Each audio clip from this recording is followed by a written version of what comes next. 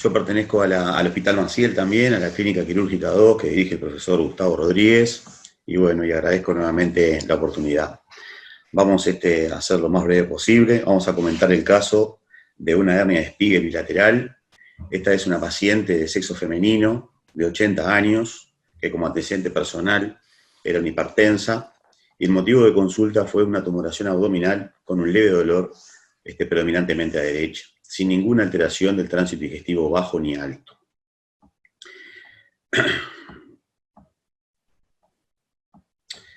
Y ahora vamos a hacer correr el video que muestra el cuadro clínico de la paciente. Ahí se ve el motivo de consulta de la paciente, con esa tumoración que predomina a derecha, pero que ya se ve también del lado izquierdo, sobre todo en el abdomen inferior, pero que compromete un poquito también el sector supraumbilical. A esta paciente nosotros decidimos estudiar, en este momento, ahí se ve mejor la protrusión a derecha, en este momento la hernia de Spiegel izquierda era reductible totalmente y a derecha era reductible parcialmente. Estudió con una tomografía que, como ven ahí, muestra una debilidad de los músculos parietales en general y un defecto a derecha mayor con protrusión del contenido intestinal, y se ve el mesenterio pasando a través del defecto, y un defecto un poco menor pero con contenido de grasa a nivel izquierdo. Se abordó por vía laparoscópica, como ven ahí, con un trocar de 10 supraumbilical y dos trócares de 5, buscando triangular de la mejor manera para poder lograr una buena triangulación y poder manejar este defecto parietal. Para el otro lado se invirtieron los trócares y ahora ahí se observa en el video un defecto con contenido y otro defecto en este momento del neumoperitoneo sin contenido. Ahí está. El defecto parietal anterior, multisaccular.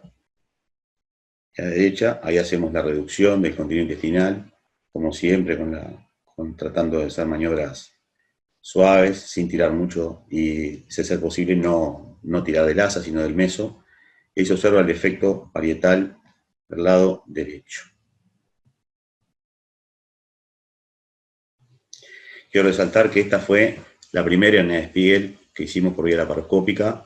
La resolución que obtuvimos, bueno, la introducción de la malla, como ven, la tuvimos que hacer con una Ferter, una malla de tamaño grande, porque decidimos hacerlo con una malla única, ocupar todo el efecto.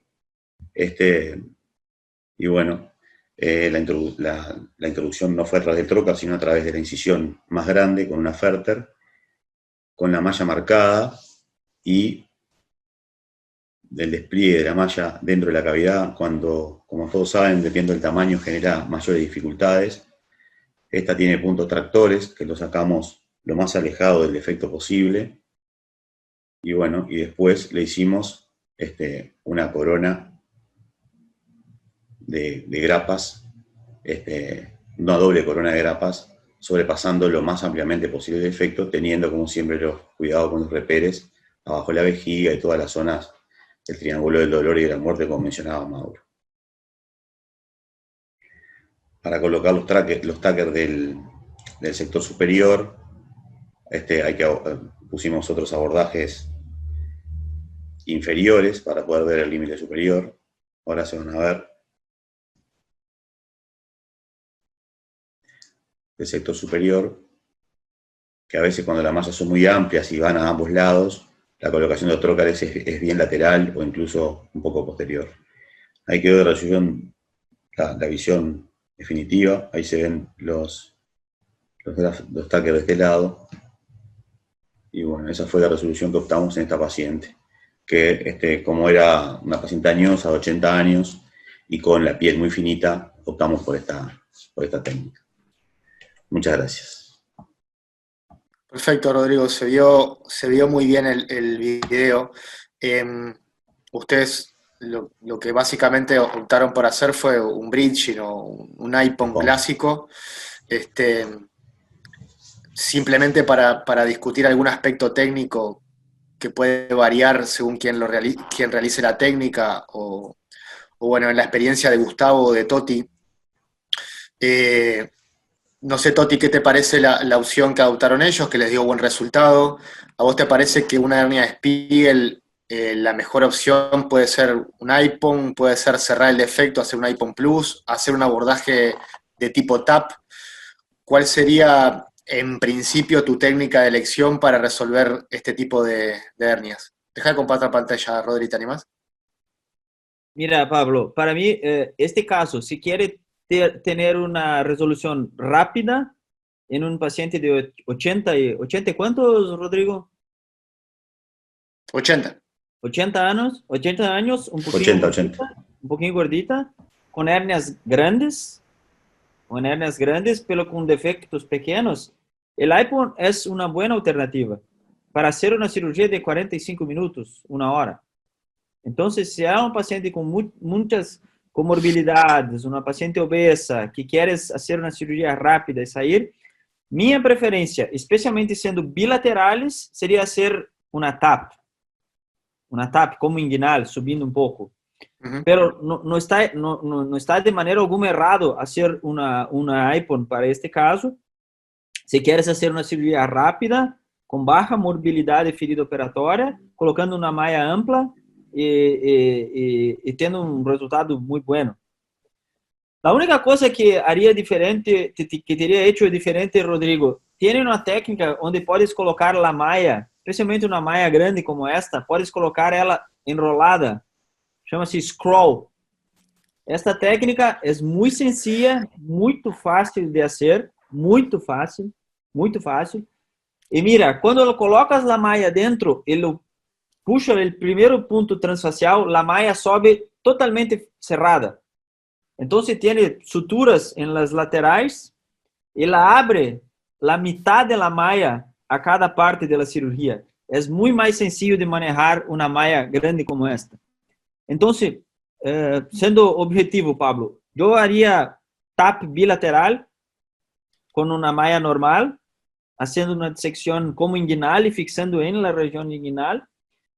Pero iPhone de maneira alguma está errado. Se queres fazer uma cirurgia muito rápida, com baixa morbilidade, e não cerraria os defectos. Se quero isto, não cerraria os defectos. Quero só fazer um bridging, sair rápido e evitar que esta paciente tenha problemas com encarceramento e estrangulamento.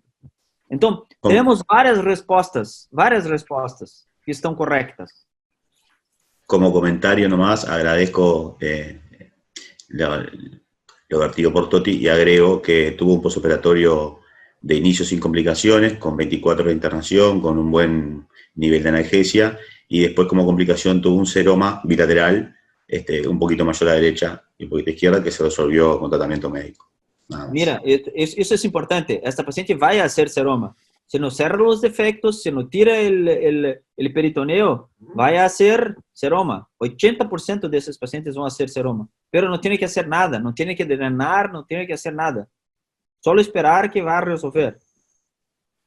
Mira, Perfecto. eu digo para os pacientes, isso não é uma complicação. Complicação é algo que não esperas.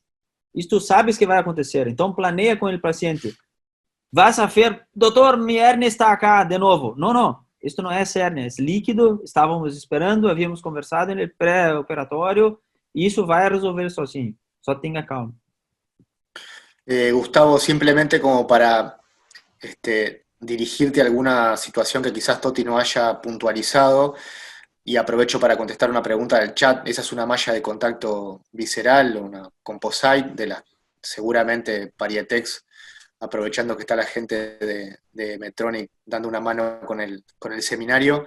Te quería preguntar, cuando uno hace un bridging, que fue lo que optaron a hacer Rodrigo, el overlap, ¿cuánto te parece como recomendable, como medida para obtener seguridad? Y lo otro es si fijarlo directamente al peritoneo virgen, sin hacer ninguna maniobra, o algunos optan por hacer alguna pequeña maniobra de desgarro o de trabajar sobre el peritoneo para que el tacker no quede directamente sobre la serosa, sino sobre la fascia que está por debajo. Bueno, sí, primero lo felicito por la resolución del caso. Las hernias de Spiegel, la verdad, yo creo que el abordaje ideal es laparoscópico. Después discutiremos si es TEP o ITEP, los que tienen experiencia, TAP, que es como yo lo hubiera abordado. o IPOM, que es lo que hicieron ustedes, por ahí no era mi primera opción, pero como dijo Toti, es una forma de resolverlo fácil y rápido. Creo que tiene que ver un poco con la experiencia. Si no escuché mal, creo que era la primera hernia que abordaban, así que bueno, claramente fue una buena opción. Acá lo interesante para decir con respecto al tamaño del defecto es que si bien el saco herniario era grande, el defecto era pequeño. Esta es una situación que a veces se reproduce en las eventraciones también, ¿no?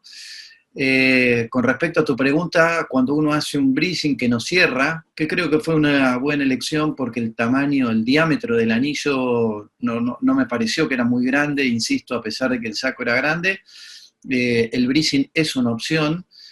Cuando uno opta por colocar una malla, lo que debe sobrepasar el límite del defecto debería ser de por lo menos 5 centímetros.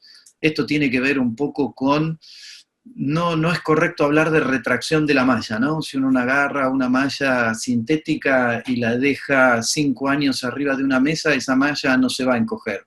Las mallas no se encogen, sino que lo que pasa es que lo que se retrae es la cicatriz, y como la malla está incluida en la cicatriz, es como que parece que se achica la malla. Esto es un concepto también importante para remarcar. Pero bueno, ese fenómeno biológico, que no es que se encoge la malla, sino que la retracción la genera la cicatriz, es lo que ha ido llevando ese límite del que tiene que sobrepasar la malla el defecto cada vez más lejos. Arrancamos hablando de 2 centímetros, hoy creo que no es aceptable dejar un overlap de menos de 5 centímetros. Con respecto a mi preferencia nada más, y por una cuestión de la experiencia que uno tiene y de haber ya hecho otras, hubiera elegido hacer el TAP en vez del IPOM. Tendría una serie de ventajas: colocaríamos una malla en el espacio preperitoneal, la disección, a pesar de que por ahí a uno le parece, no es tan dificultosa, es similar a la del TAP, la única incomodidad que tiene que colocar los trócares un poco más arriba, y la disección la hace un poco más contra el techo uno en vez de contra el piso de la pelvis. Y lo único que sí les remarcaría como un consejo es, no es una buena idea o una buena opción colocar las mallas directo a través de la piel, ¿no? Entiendo que era una malla grande y que seguramente iba a ser difícil pasarla por el trócar. Como una alternativa en ese caso les sugiero, pueden ponerla enrollada como hicieron, pero en una bolsa, y entonces sacan el trócar y la pueden poner a través de la herida, pero sin que la malla roce la piel. Recuerden que la cirugía laparoscópica, el índice de infecciones es bajísimo y es una gran ventaja sobre la cirugía convencional, pero si uno arrastra la malla indefectiblemente tocando la piel del paciente, está exponiendo al paciente a una, que no sucedió por suerte, pero a una probable infección. Entonces, la única recomendación que sí haría hincapié es que si tienen que introducir una malla grande y no la pueden poner a través del trócar, pueden hacer la opción, lo mismo que hicieron ustedes, de ponerla a través de la incisión, pero simplemente poniéndola enrolladita, pero dentro de una bolsa de nylon. Entonces evitan el contacto de la malla con la piel. Perfecto, Gustavo, más que claro. Vamos con el último caso del doctor Álvaro Castro. Venimos bastante ajustados de tiempo. Dale, Alvarito, nomás. Dale, comparto pantalla.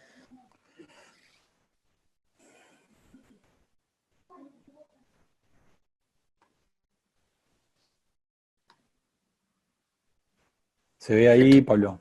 Sí, bárbaro. Sí. Espectacular. Bueno, bien, dame un segundito.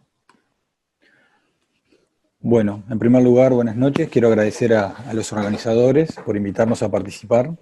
Yo estoy aquí en representación del Departamento de Cirugía del Banco de Seguros del Estado, que brevemente, para los que no son del país o, bueno, para algunos que no sepan, es un seguro laboral del Estado donde por ley todo trabajador que tiene patologías laborales o accidentes laborales está cubierto por este seguro, y en ese contexto el servicio de cirugía atiende la patología, los traumatismos, los politraumatizados, la patología traumática, y también está englobada la patología herniaria asociada a trabajos de esfuerzo.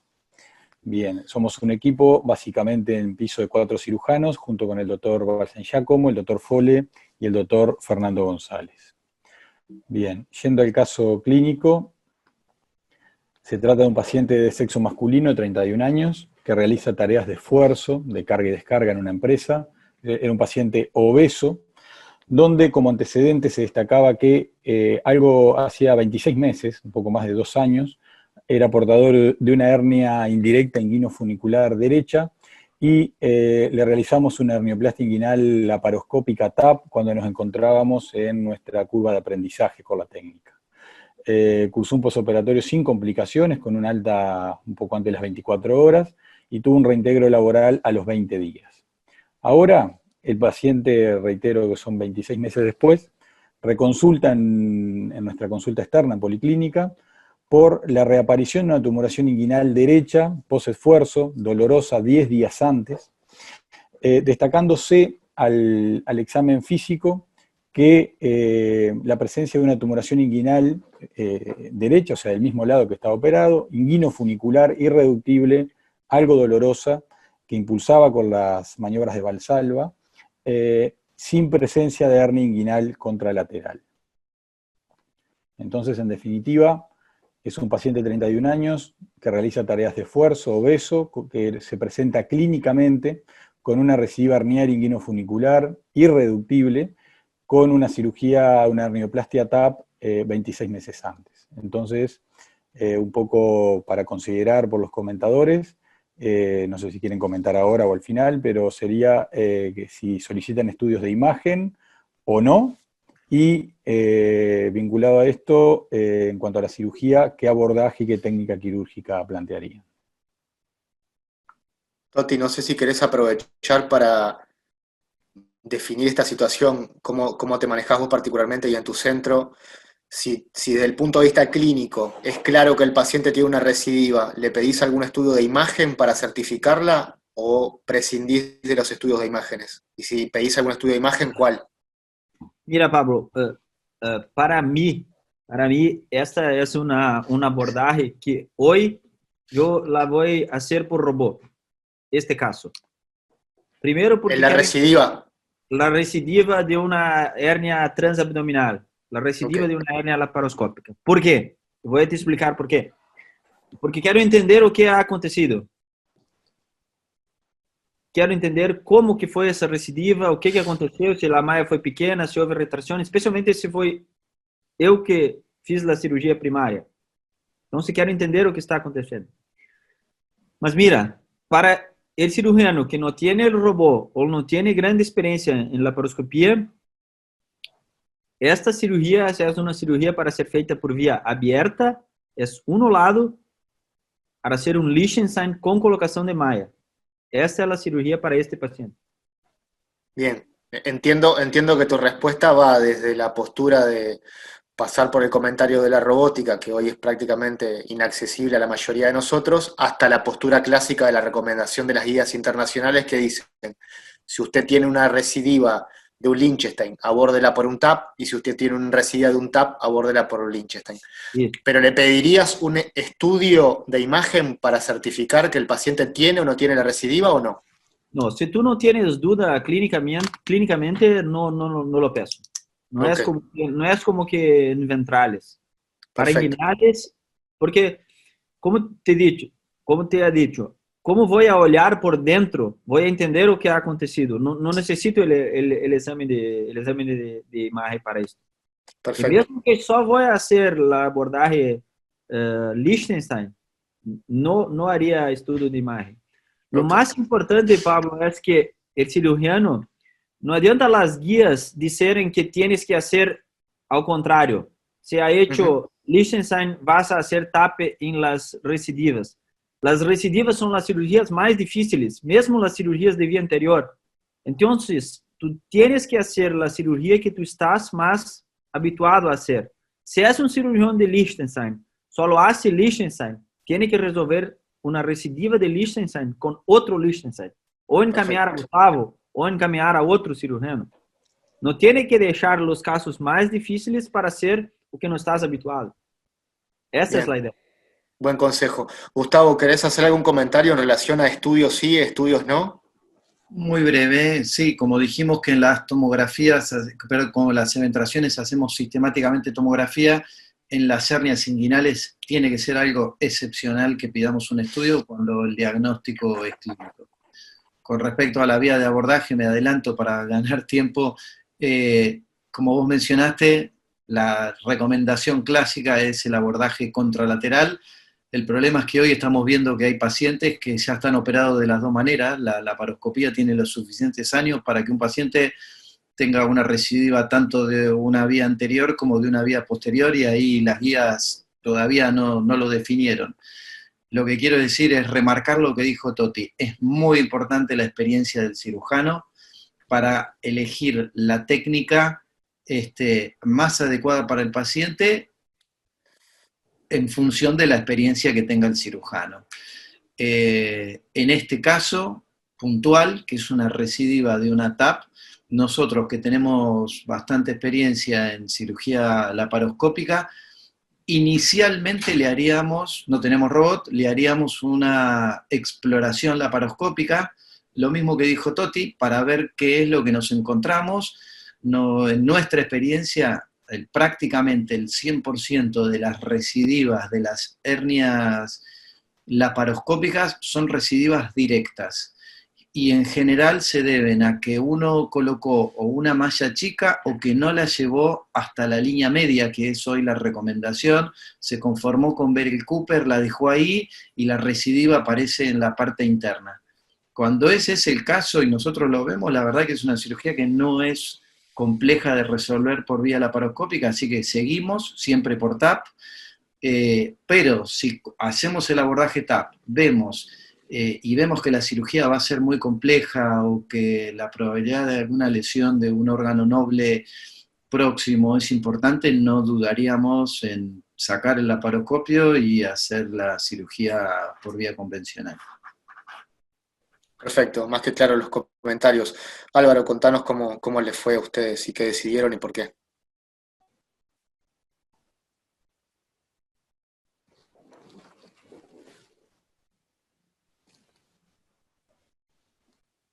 Creo que estás con el micrófono apagado, Alvarito. No, es que se me había colgado la Perdón. Perdón. No, perdón. Calculé que no se estaba viendo. Bueno, nosotros sí le hicimos un estudio de imagen, ahora voy a explicar por qué, no para el diagnóstico. Primero voy a hacer correr las imágenes. En la tomografía se logra ver a nivel inguinal derecho claramente la presencia de una recidiva, que lo que tenía era un contenido graso, ¿sí? Sin contenido intestinal, que llegaba hasta el escroto, ¿sí? Incluso con un poco de líquido de edema. En el corte coronal también se logra ver lo mismo, ¿sí? Un saco que llega hasta el escroto con un contenido graso, probablemente piplón, y con un poco de líquido a nivel distal. Entonces, como ya se mencionó, un poco repasando, las guías internacionales obviamente que recomiendan para las recidivas, la primera opción es abordar por la vía opuesta a la que se hizo la cirugía inicial, o sea que, como ya se dijo, en este caso, este paciente que tenía una reparación previa por vía posterior laparoscópica, lo más recomendado, o lo que recomiendan las guías, es como primera opción la vía anterior, por ejemplo, con un Lichtenstein. También se cita y se establece que el RETAP es posible, siempre considerando que va a ser una cirugía más prolongada y más difícil que el de una hernia primaria, pero que el tiempo de recuperación del paciente y la tasa de recurrencia son similares cuando se opera una hernia primaria, destacándose que se debe tener una curva de aprendizaje ya recorrida.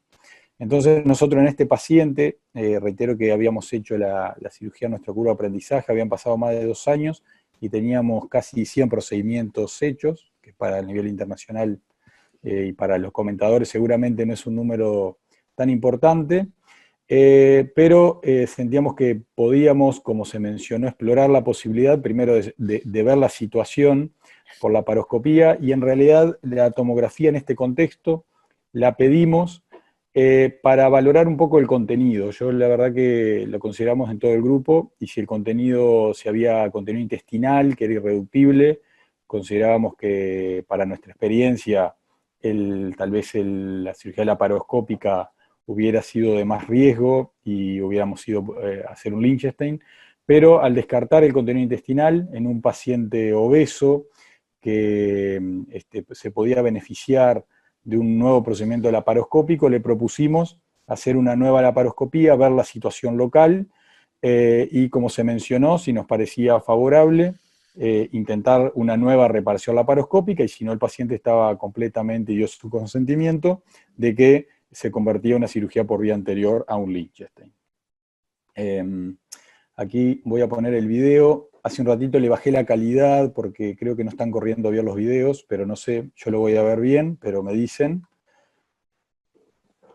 Como se ve acá inicialmente, es una recidiva a través de orificio inguinal profundo, y veíamos la malla arrollada aquí arriba, la tocábamos por palpación a través del peritoneo adentro y no tocábamos nada aquí afuera, en el triángulo externo. Probablemente pensamos se había arrollado, soltado, le habíamos colocado mal, probablemente un defecto técnico en la primera cirugía. Así que comenzamos abriendo, no sé si se está viendo. Perfecto. Pablo. Sí, excelente, excelente.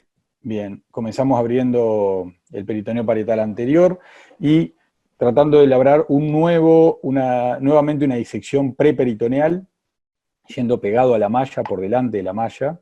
Habitualmente hacemos la cirugía laparoscópica de la hernia con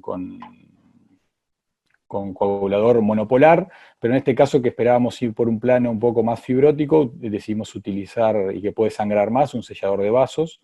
Ahí se ve el triángulo externo, hasta el psoas, como no había malla, y luego comenzamos a ir hacia la disección del triángulo interno, antes de ir a buscar los elementos del cordón, siempre labrando un nuevo plano preperitoneal y tratando de llegar hasta el pubis por el triángulo interno.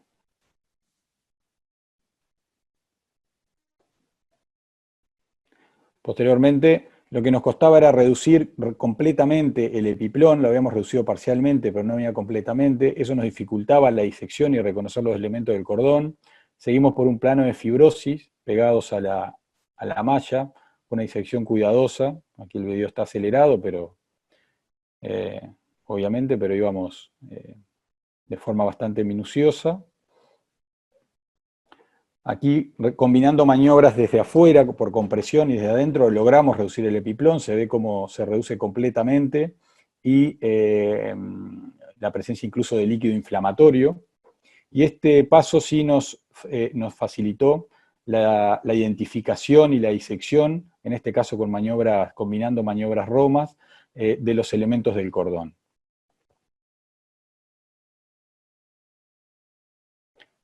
Ya se ven los vasos espermáticos, nos faltaba encontrar aún el conducto deferente. Ya estamos entrando más próximo a la topografía de los vasos ilíacos femorales, por lo tanto la disección progresaba con cuidado. Ahí tenés la malla arrollada, ¿no? La malla arrollada está quedando hacia atrás. Ahí aparece el deferente. Por lo tanto, ingresamos ahora sí en un plano más laxo, como en las hernias primarias, preperitoneal. Ahí hay un defecto del peritoneo que lo traemos hacia atrás, y ahí la disección ya se facilitó y pudimos parietalizar bien los elementos del cordón, llevarlos bien hacia adelante. Continuando la disección.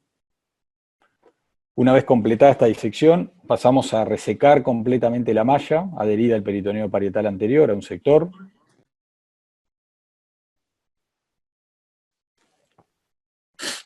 Ahí estamos sacando la malla completamente. El único sector de malla que quedó es ese que se ve ahí, que está adherido al pubis. Era un sitio bastante peligroso. Probamos a ver si lo podíamos extraer, pero estamos muy próximos a los vasos al pasaje ilíaco femoral, así que decidimos que ese pequeño sector de malla lo dejamos, no completamos su resección, y posteriormente colocamos una malla de polipropileno de 15 por 10 centímetros, cubriendo ampliamente el defecto, todo el orificio miopectíneo. La fijamos con taques reabsorbibles, habitualmente usamos 4, máximo 5.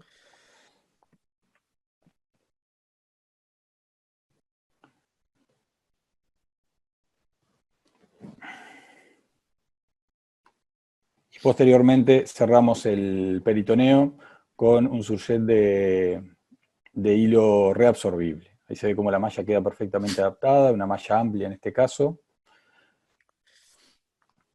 Actualmente colocamos mallas de polipropileno convencionales. Inicialmente la malla, ahora se va a ver, la malla que retiramos, utilizamos mallas más livianas.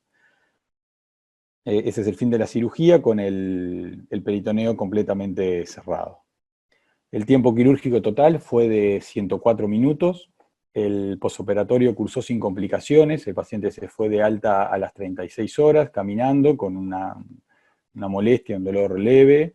Los controles en policlínica fueron sin complicaciones, tuvo su reintegro laboral a los 21 días y actualmente con 13 meses de posoperatorio el paciente desarrolla una actividad laboral normal en el mismo trabajo sin recidiva, destacando que nosotros por el tema del seguro laboral no tenemos pérdida de pacientes, o sea, siempre vuelven, si hay algún problema están cubiertos por el seguro y siempre vuelven a la policlínica.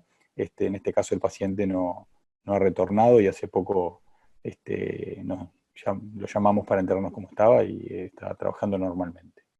Así que bueno, este es el caso clínico. Excelente, Álvaro. Muchas gracias. La verdad, tremendo caso. Gustavo, quiero aprovechar la oportunidad, ya que introdujo la terminología Álvaro. Esto es una recidiva y el intento de tener el menor índice de recidivas posibles cuando uno hace TAP. Él mencionó que en la cirugía utilizó una malla de baja densidad. Si aprovechás para mencionar algún concepto en si la densidad de la malla favorezca o no en el hecho de cuánto se reduce o cuánto se retrae una malla y si se relaciona eso con la densidad, y básicamente algunos tips que sean los que nos pongan a cubierto para tener el menor índice de recidivas posible. Bueno, primero que nada los felicito. El RETAP o la relaparoscopía de una recidiva no es una cirugía fácil. Si uno cree que tiene la experiencia como para abordarla, me parece bien hacerlo. Es fundamental entrar con la mente fría y lo primero que uno tiene que hacer es mirar y en función de lo que encuentre, decidir si se justifica seguir adelante o no.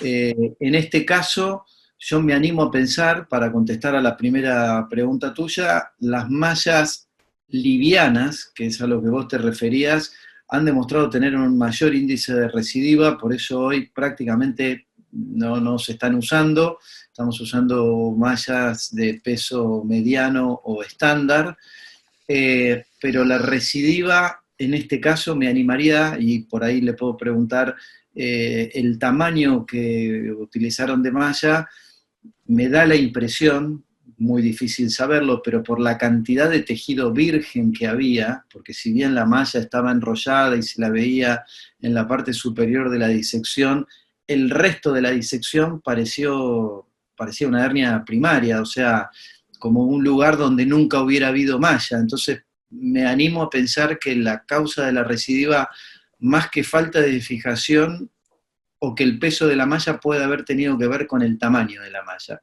De hecho, la que le colocaron ahora, le escuché que era de 15 por 10, estoy de acuerdo en el largo, quizás hubiera agregado un par de centímetros más en el ancho, ¿no? 10 centímetros por ahí es medio justo, por ahí lo ideal sería de 15 por 12 que la malla tenga.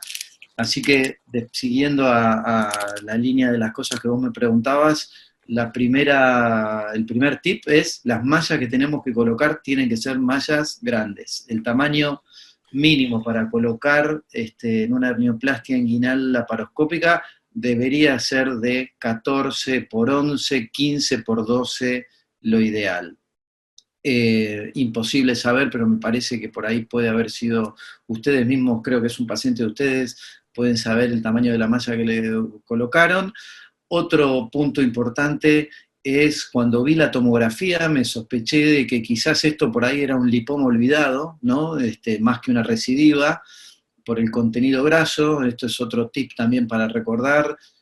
Cuando uno opera la hernia, a veces reduce el saco herniario y se olvida de explorar la región inguinal y puede quedar un lipoma y puede dar una imagen similar a lo que fue. En este caso no lo era una recidiva indirecta con contenido de piplón, pero eso es otro tip.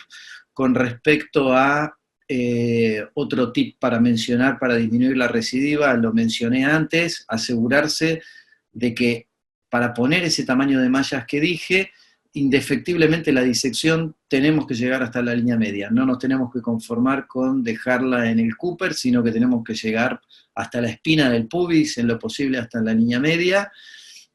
Con respecto a la fijación hay todo un debate. Si yo coloco una malla grande, hay trabajos que hablan de la posibilidad de no fijarla o fijarla muy poco. Yo todavía soy partidario de fijar la malla, por lo menos al Cooper, otro agrafe en la línea media y uno por dentro y por fuera de los vasos epigástricos.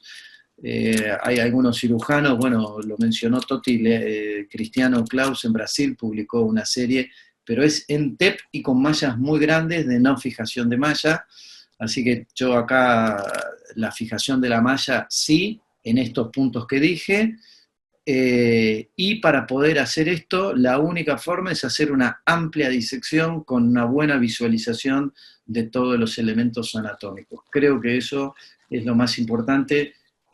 Por ahí me gustaría saber si tienen recuerdo, tienen registro del tamaño de la malla que le habían puesto originalmente en la primera cirugía.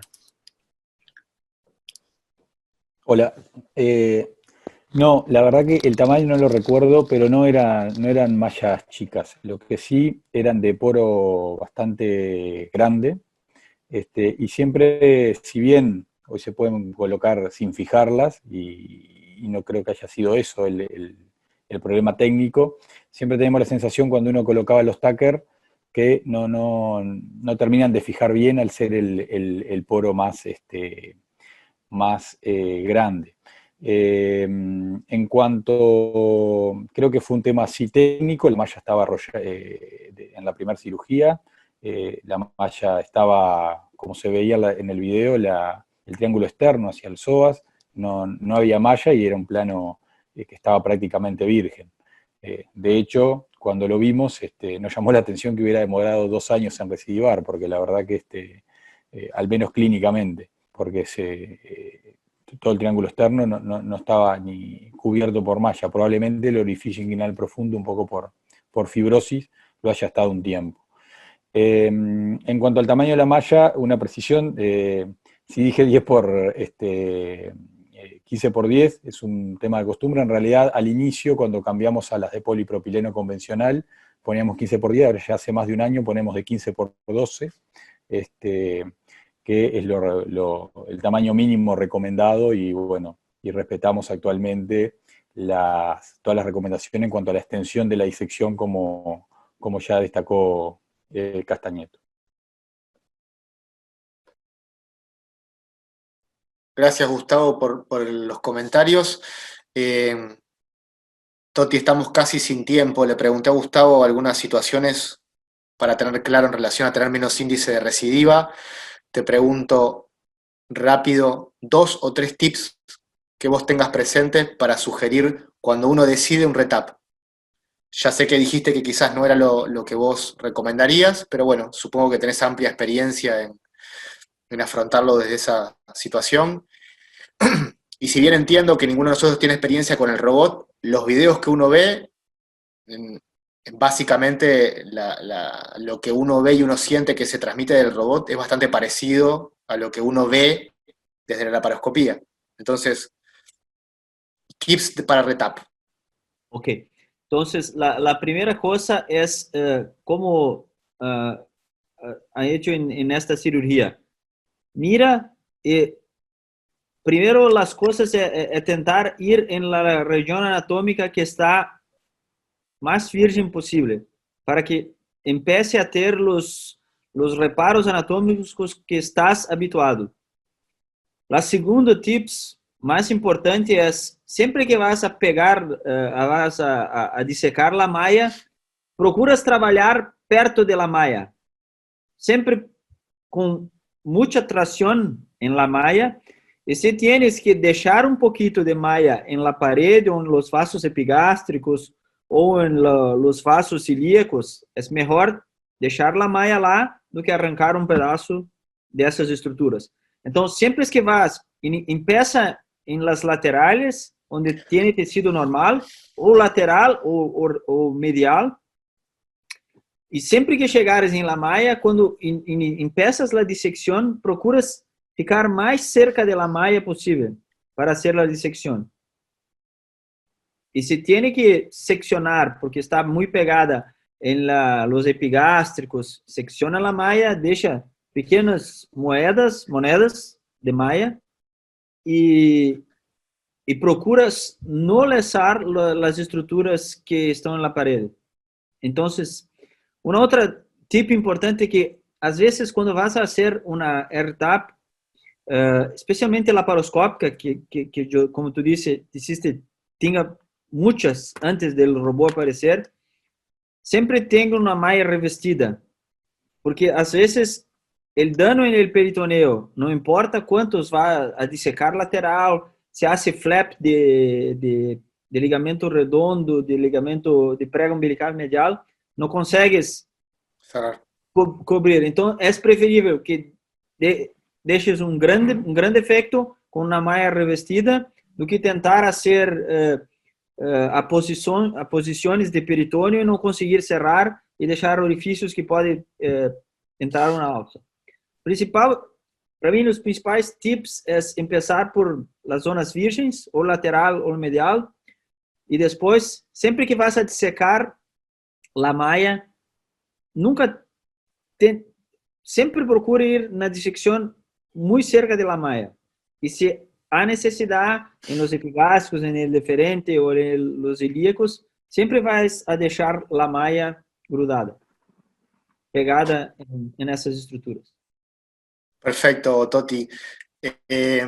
Nos vamos a despedir sin antes agradecerles. Creo que la mejor forma de hacerlo es en nombre de la Sociedad de Cirugía del Uruguay, de su presidente, el doctor Gustavo Rodríguez, en nombre de la FELAC y de su presidente actual uruguayo, el doctor Luis Russo, y agradeciendo a todos los cirujanos que nos han precedido en nuestra formación. Como verán, la mayoría de los que hemos estado organizando esto somos cirujanos jóvenes, pero claramente venimos de una escuela de cirujanos que nos han apadrinado, acompañado y nos han permitido crecer en esto que para nosotros es un camino que quizás todavía tenemos que impulsar y explorar, que es la complejidad de la cirugía de pared abdominal.